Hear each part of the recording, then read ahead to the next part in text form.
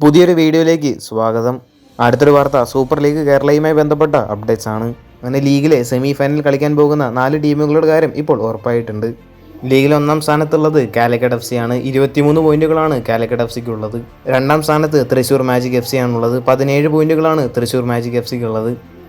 ഈ 2 ടീമുകളും ക്വാളിഫൈ ആയിട്ടുണ്ട്. 3-ാം സ്ഥാനത്ത് മലപ്പുറം FC ആണ് ഉള്ളത്. 14 പോയിന്റുകളാണ് മലപ്പുറം FCക്ക് ഉള്ളത്. 4-ാം സ്ഥാനത്തുള്ളത് കണ്ണൂർ വാരിയേഴ്സ് FC ആണ്. 13 പോയിന്റുകളാണ് കണ്ണൂർ വാരിയേഴ്സ് FCക്ക് ഉള്ളത്. Calicut FC, Thrissur magic FC, Malappuram FC, Kannur warriors FC എന്നീ 4 ടീമുകളാണ് സെമി ഫൈനലിലേക്ക് യോഗ്യത ലഭിച്ചിട്ടുള്ളത്. 5-ാം സ്ഥാനത്തുള്ള തിരുവനന്തപുരം കൊമ്പൻസ് FCയും അതുപോലെ തന്നെ 6-ാം സ്ഥാനത്തുള്ള Forca Kochi FCയും പുറത്തായിട്ടുണ്ട്.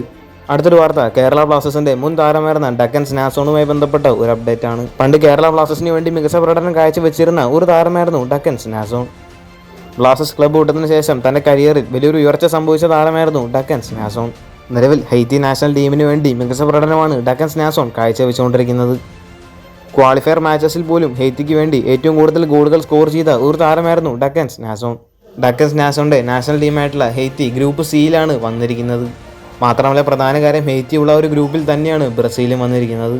Brazil, Morocco, Haiti, Scotland എന്നീ 4 ടീമുകളാണ് ഗ്രൂപ്പ് സിയിലുള്ളത്.